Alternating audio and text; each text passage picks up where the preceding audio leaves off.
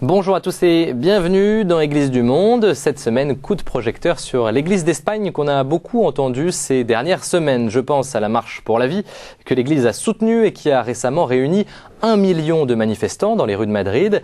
Un événement qui n'est pas passé inaperçu dans le royaume, longtemps considéré comme une terre catholique, traditionnelle et conservatrice. Mais les choses changent. La société espagnole est peut-être l'une des plus libérales d'Europe, même si l'Église est aussi l'une des plus actives sur le terrain politique et médiatique.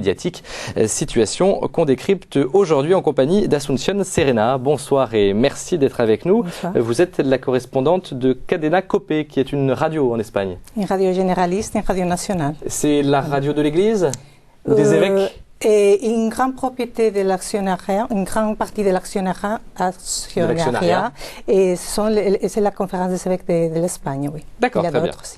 Alors on va tout de suite voir des images qui ont marqué ces dernières semaines en Espagne. D'abord celle de ce 4e congrès international pour la vie organisé à Saragosse, dans le nord du pays. Le choix de l'Espagne n'est pas anodin car il fait écho à une réforme législative qui déchaîne les passions en Espagne. Un projet de loi pour libéraliser l'avortement. L'avortement qui, depuis 1985, est dépénalisé dans le pays. 1 million de personnes ont manifesté, vous le voyez sur ces images, contre ce projet de loi à Madrid en octobre dernier dans une marche pour la vie soutenue par l'Église d'Espagne. Alors ce qui m'intéresse aujourd'hui, ce n'est pas le débat forcément sur l'avortement en Espagne, mais plutôt sur ce qu'il dit de la société espagnole. Une première question pour bien comprendre, que va changer cette loi sur l'avortement en Espagne et quelle est la situation législative en ce qui concerne l'avortement dans le pays aujourd'hui et qu'est-ce que ça va changer? Dans la pratique, je pense que ça va changer très peu de choses parce que en fait, il est libre, l'avortement est libre à tous les effets parce que ça suffit d'évoquer des dangers psychiques ou physico-psychiques pour la mère ou psychologiques pour avoir le droit d'avorter. Pour avoir le droit d'avorter sans limite de temps. Donc même jusqu'au dernier moment, on peut avorter en évoquant ces raisons-là en Espagne aujourd'hui. Et en fait, il y a pas mal de Françaises qui vont avorter en Espagne parce qu'ici, en France, c'est interdit dans ces cas-là. Mais en Espagne, on peut invoquer ça. Ça suffit d'avoir l'accord d'un autre docteur que celui qui va pratiquer l'avortement et c'est légal. Donc sur la forme, ça change peu. Et sur le fond, ça change beaucoup parce qu'en fait, jusqu'à maintenant, ce que disait la loi, c'est que c'était dépénaliser l'avortement. Mais maintenant, ce n'est pas une chose, disons, mauvaise qui est dépénalisée, mais un droit qui a la femme pour avorter. Ce n'est plus une dépénalisation, mais un droit à l'avortement. Et dans les mêmes conditions jusqu'au dernier moment. Et les conditions sont exactement l'avortement libre jusqu'à la 14e semaine. 14e semaine. Jusqu'à la 22e semaine en cas de danger pour la mère ou graves anomalies de le fœtus. Et au-delà de la 22e semaine, si une commission de médecins conclut à des lésions graves sur le fœtus ou une maladie grave qu'on ne peut pas guérir. D'accord. Donc ça, c'est quelque chose qui a fait débat en Espagne. Cette manifestation qui a réuni au moins 1 million de personnes, peut-être même plus. Il y a une bataille des chiffres, toujours. Est-ce qu'elle a changé quelque chose? C'était au mois d'octobre dernier, alors qu'on discute de cette loi au Parlement ces jours prochains. Je ne crois pas. Non. Bon, ce qui a changé, c'est que le gouvernement, au moins, a vu que même s'il avait des sondages qui disaient que la société était prête pour ces changements, et là, il y a une bonne partie aussi de la société qui disent attention, il faut défendre la vie. Donc, c'était bon, une manifestation des citoyens qui étaient pour la défense de la vie dans ce cas-là. Comment l'Église s'est impliquée dans cette contestation et notamment dans cette marche pour la vie? Ils ont appuyé, bien sûr, ces démarches. Je pense qu'il y avait quelques-uns à titre personnel qui étaient dans les manifestations, mais il n'y avait pas, c'était pas une manifestation organisée par les évêques d'Espagne. En fait, ils ont justement, pas le contraire, mais ils ont voulu être en retrait pour que la photo finale soit pas les évêques ont réussi son coup. Mais la société espagnole, une grande partie de la société espagnole s'est manifestée massivement pour les droits à la vie. Parce que moi j'ai l'image d'une église espagnole souvent frondeuse avec le gouvernement de gauche, le gouvernement de Zapatero. Est-ce que c'est vraiment le cas en Espagne? Oui, ça a été le cas ces dernières années. Ça a été sur des sujets de société, je pense au mariage homosexuel par exemple. Oui, ça a été le mariage homosexuel, ça a été, il y a eu une démarche pour condamner les propos du pape quand il allait en voyage en Afrique. Sur les préservatifs. Il y a eu des bisbilles pour la financiation de l'Église. Il y a eu plein financement de l'Église. Financement de l'Église. Oui. Il y a eu pas mal de sujets qui les ont opposés très fortement et avec beaucoup des tensions. Maintenant, les choses sont plus apaisées. Et concrètement, sur l'histoire des financements, ils sont arrivés à un accord. Ça, on va en reparler dans un instant. Mais d'abord, comment on peut définir la politique du gouvernement de Zapatero? Dans l'introduction de cette émission, je parlais d'une société libérale, peut-être même presque ultra-libérale. Est-ce que c'est le cas en Espagne? Et est-ce que c'est la conséquence de la politique de ce gouvernement Zapatero? Oui, je pense que oui, qu'ils vont laisser leur empreinte sur la société espagnole de ces passages dans ces 8 années de gouvernement. Et je pense qu'ils réussissent parce qu'il y a pas seulement cette loi de l'avortement, mais il y a aussi une autre loi, que c'est l'application d'une matière dans les écoles, qui est la citoyenneté, une matière de la citoyenneté qui a des choses très très bonnes sur un cours d'éducation civique en gros. Oui, mais sur le respect des autres, sur le respect des lois. Plein de choses très bonnes. Mais il y a aussi une éducation des sentiments qui là se prête à beaucoup d'interprétations. Il y a aussi une définition de la famille qui n'est pas celle qui défend l'Église catholique. Donc une famille, c'est pas un homme et une femme, c'est deux femmes, c'est deux hommes. Donc ça change. Donc ce cours idéologiquement marqué remplace peu à peu les cours de religion en Espagne. Oui, complètement, dans les écoles publiques, complètement. Et dans les écoles avec contrat, parce qu'il y a beaucoup d'écoles qui sont privées, qui sont gérées par des institutions religieuses, qui ont un contrat avec le gouvernement de financement. Et du coup, ils sont obligés aussi à avoir cette matière, bien sûr. Elle est obligatoire pour tous les étudiants espagnols.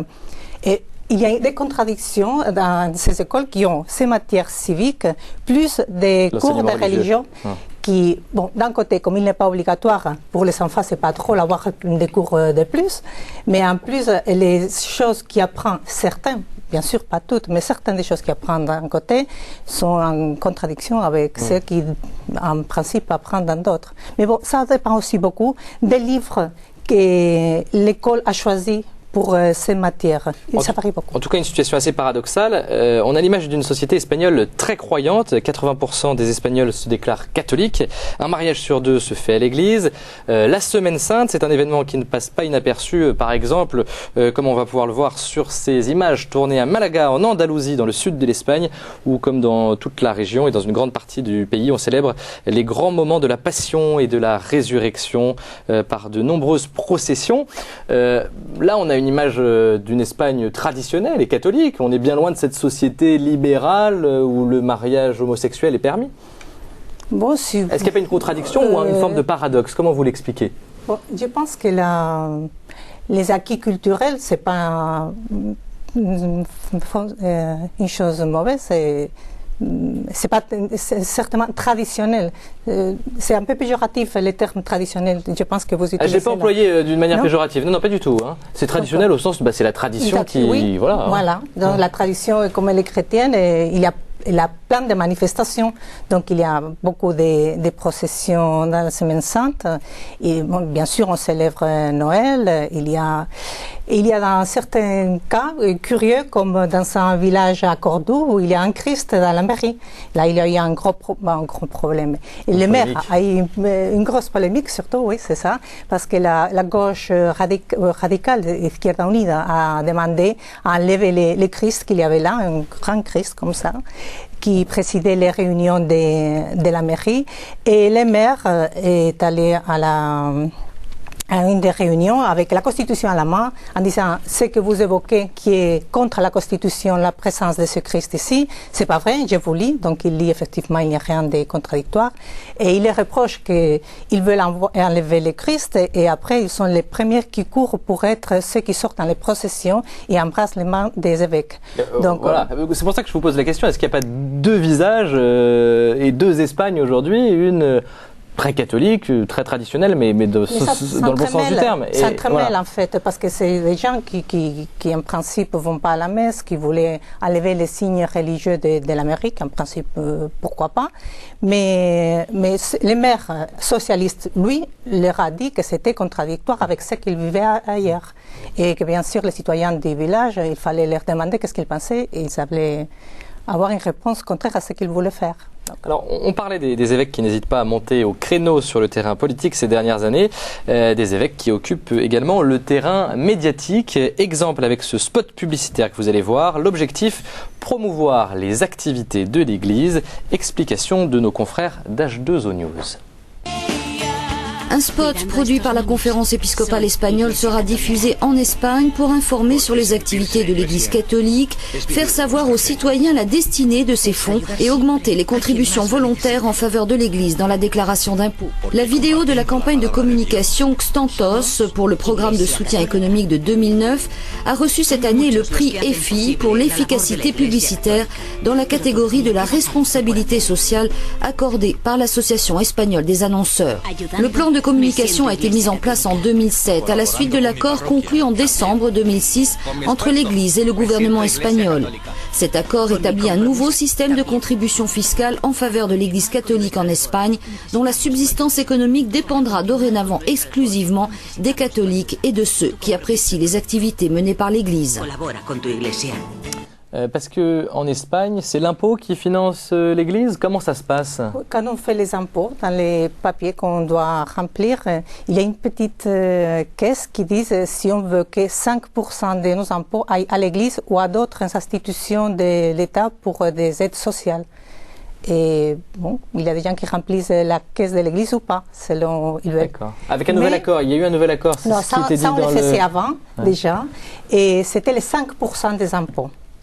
Et du coup, ce qui manquait jusqu'à un certain amount d'argent que je ne connais pas, c'était l'État qui les donnait, qui compensait. Voilà. Et avec les nouveaux accords, l'État ne donne rien, c'est les citoyens qui décident s'ils donnent ces pourcentages à l'Église ou à d'autres institutions, et au lieu d'être 5%, c'est 8%. Donc, je pense que l'Église est très contente avec cet accord parce que ça leur permet aussi d'être plus indépendants et c'est à elle de se débrouiller pour mobiliser les gens. Comme elle le fait avec ce spot publicitaire, voilà. D'ailleurs, ça c'est très, très moderne. Parce que je pense que c'était une faute, c'était malheureux qu'ils n'avaient pas commencé avant dans une société comme on a de l'image et de la communication, ils n'avaient pas communiqué toutes les choses qu'ils faisaient. Donc, on prenait pour donner les choses pour gratuit les choses qu'il faisait, mais ça coûte, c'est beaucoup d'argent qu'il y a. Oui, parce que l'Église fait beaucoup de choses en Espagne. Qu'est-ce qu'elle fait? Est-ce que vous avez il y a ici une petite liste. On a vu aussi dans quelques chiffres, oui, tout à fait. Il y a par exemple ici, on a vu qu'il y a 400 000 migrants qui dépendent certaines parties de ce que fait l'Église. Il y a 1,4 million enfants dans des centres éducatifs qui gèrent des écoles normales gérées pour des institutions de l'Église. Après, il y a aussi des orphelinats. Là, il y a 900 orphelinats concrètement. Oui, c'est beaucoup aussi. Il y a 300 garderies, il y a 365 centres d'éducation, de rééducation sociale. Il y a aussi des centres hospitaliers. Pour les personnes âgées également. Pour les personnes âgées. L'Église est vraiment très présente aujourd'hui sur le terrain social. En fait, ce qu'il y a comme force quand il a dû négocier avec le gouvernement, c'est que si l'Église disparaît, il y a une couche, un matelas là pour la société ça devient très grave, je pense, pour remplir tous les vides qu'aurait l'Église dans ce cas-là. Comment l'Église catholique est perçue par la majorité des Espagnols aujourd'hui? Je pense que dans la proximité, bien. avec les sphères hiérarchiques, là c'est plus contrasté. On pense toujours que l'Église a beaucoup d'argent, on voit le Vatican avec des gros bâtiments. On voit, par exemple, je viens de lire ce matin un commentaire de quelqu'un qui commentait une information qui parlait de la vague qui a les papes, qu'ils pouvaient la vendre pour donner des manger aux gens.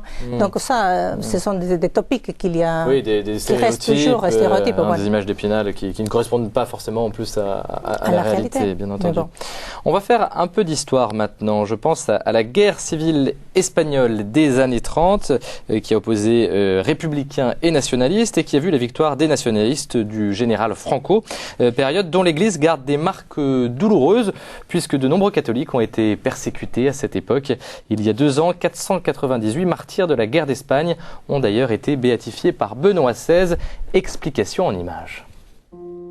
Au cours de la guerre d'Espagne, l'Église catholique s'est retrouvée victime d'une réelle persécution de la part des républicains. Tout commence avec l'instauration de la Seconde République en 1931. Une politique de laïcité absolue est menée.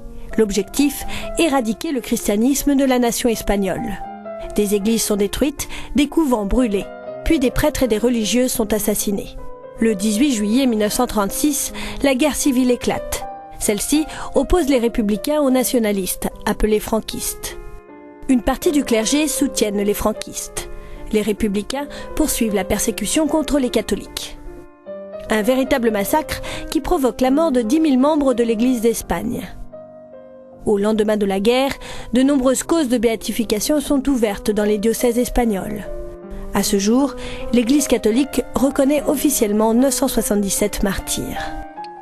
Alors je voulais revenir sur cette histoire de l'Espagne, car en 2007, lors de la béatification de ces 498 martyrs espagnols, il y avait déjà eu débat entre le gouvernement et l'Église sur la réhabilitation des victimes de la guerre d'Espagne. Est-ce que le débat est clos aujourd'hui et en quoi consistait ce débat ? Bon, le débat, c'était le gouvernement voulait d'une certaine manière récompenser les gens qui n'avaient pas été du bon côté de la guerre, donc qui avaient perdu la guerre et du coup ils avaient souffert les conséquences pendant des années. Donc des républicains. Des républicains. Voilà. Il y avait des choses qui avaient été déjà faites, des pensions familières. Et, je pense qu'il y avait des choses faites, mais pas une reconnaissance à la souffrance qu'ils avaient dû supporter au nom de la réconciliation qu'il y a eu en 1975 pour arriver à une démocratie rapidement et sans traumatisme. Donc ils ont dû sacrifier peut-être ça pour que tout se passe bien et c'était au gouvernement de reconnaître quelques... Et l'Église, elle voulait aussi reconnaître le martyr de ces catholiques qui ont été persécutés. C'était un petit peu ça le débat. Donc je pense que c'est deux débats qui se sont mélangés un peu parce que... Qui n'avaient rien à voir l'un à l'autre. En principe. Là, il y a aussi que dans cette loi de reconnaissance des républicains pendant la guerre ou après la guerre, le gouvernement a voulu, je pense que seulement... il a voulu un peu réécrire l'histoire et dire c'est mal les coups d'État de Franco, c'est bien la situation qu'il y avait avant. Donc on a vu qu'il y a eu par exemple pas mal de prêtres qui étaient assassinés, que le gouvernement réagisse et fasse rien pour défendre ses citoyens. Donc, oui, parce qu'il faut préciser aussi qu'une partie du clergé à l'époque était assez proche aussi du régime de Franco. Est-ce qu'on peut le dire comme ça ou... Avant la guerre, non? Mais après la guerre. Après la guerre, oui, ça voilà, c'est sûr. Tout à fait. Est-ce que la transition démocratique a changé le paysage religieux en Espagne dans les années 70-80? Oui, je pense que ça a changé parce qu'avant, on peut dire que c'était obligatoire socialement aller à la messe, par exemple. Maintenant, c'est plus le cas. Les gens qui vont à la messe, que quand même c'est 10 millions de personnes, ils vont en principe parce qu'ils veulent aller.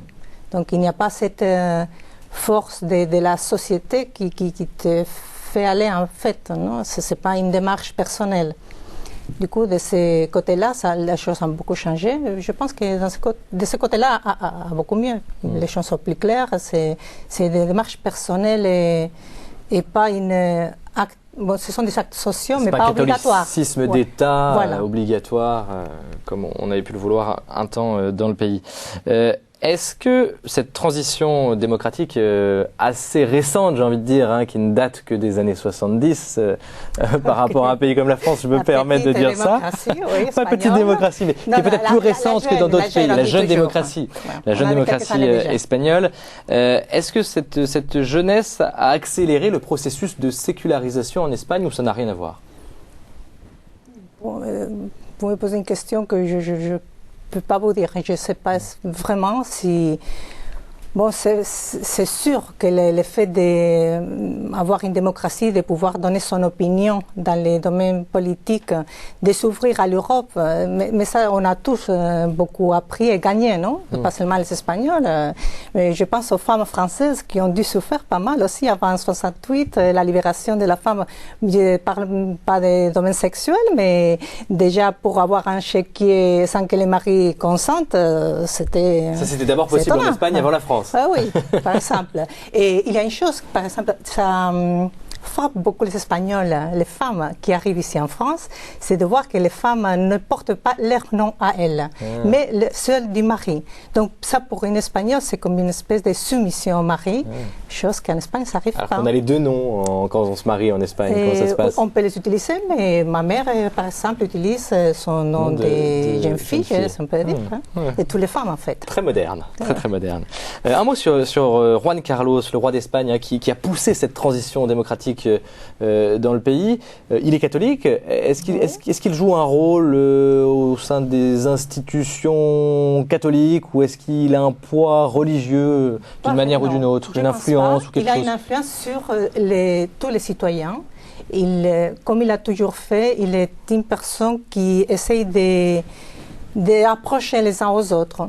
Donc, dans ce domaine, je pense qu'il est toujours un point d'union entre les gens qui aimeraient bien faire disparaître l'Église de l'Espagne et l'Église ou ceux qui voudraient imposer une Église officielle dans le pays, chose qui est impensable, je pense, les personnes qui le pensent en fait. Mais, bien sûr. Oui. Tout à fait. Un mot sur les JMJ de Madrid qui se dérouleront en 2011. On va voir quelques images de ces préparatifs. Comment on se prépare à Madrid et dans tout le pays à ces JMJ de 2011 dont on voit le logo? Bon, maintenant, il y a Là, c'est un point d'approche entre le gouvernement et l'Église catholique et les évêques. Voilà. Ça, on s'entend là-dessus. On s'entend là-dessus. Donc, c'est très bien. Les gouvernements collaborent pour cette JMJ. Ils voient que c'est une occasion bonne pour plein de jeunes qui arrivent là, qui en plus qui connaissent les pays. Et donc, disons qu'économiquement, ça peut marcher aussi bien, mais pour l'image de l'Espagne, une Espagne accueillante et jeune, c'est bien aussi. Et bon, il faut reconnaître aussi au gouvernement l'appui, désintéressé aussi. Son implication. Sur l'implication, oui. Il y a par exemple, il a décrété d'actes d'intérêt public, les JMJ. Après, il a décrété aussi que ces entreprises qui vont collaborer financièrement avec les JMJ vont avoir des remises des impôts. Ah oui, donc une réduction d'impôts, un crédit d'impôt. Oui, pour avoir collaboré avec cette organisation des JMJ. Et bien sûr, le gouvernement va assumer tout ce qui est du domaine de la sécurité et organisation. Oui, donc c'est intéressant comme collaboration, c'est pas oui, c'est très bien. Je pense que là, les évêques sont contents.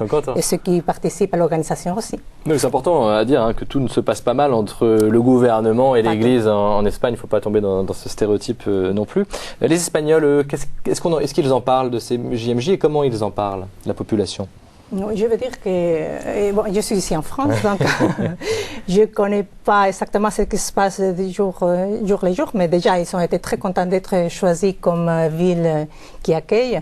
Les Espagnols se mobilisent toujours beaucoup dans tous les JMJ, n'importe où ils. Oui, c'est vrai qu'ils sont tous très présents. Ils sont très présents, ils ont une grande force, je pense, en Espagne, les jeunes, et le fait d'accueillir tous les autres qui arrivent.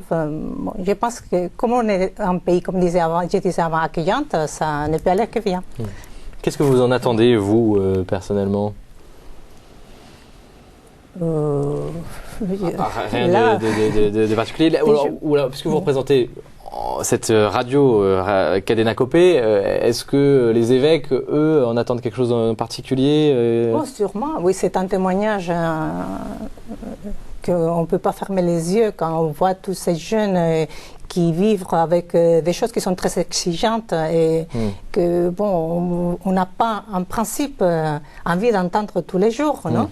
Du coup, on voit tous ces gens qui vivent avec ces demandes d'être meilleurs, de se donner aux autres, de générosité. Donc, c'est très positif en fait. Merci Asuncion Sirena. Je rappelle que vous êtes la correspondante de la radio Cadena Cope en France. Un grand merci également à nos confrères d'H2O News pour leurs images et reportages. Quant à nous, on se retrouve la semaine prochaine pour un nouveau voyage à travers les églises du monde. Très bonne semaine à tous.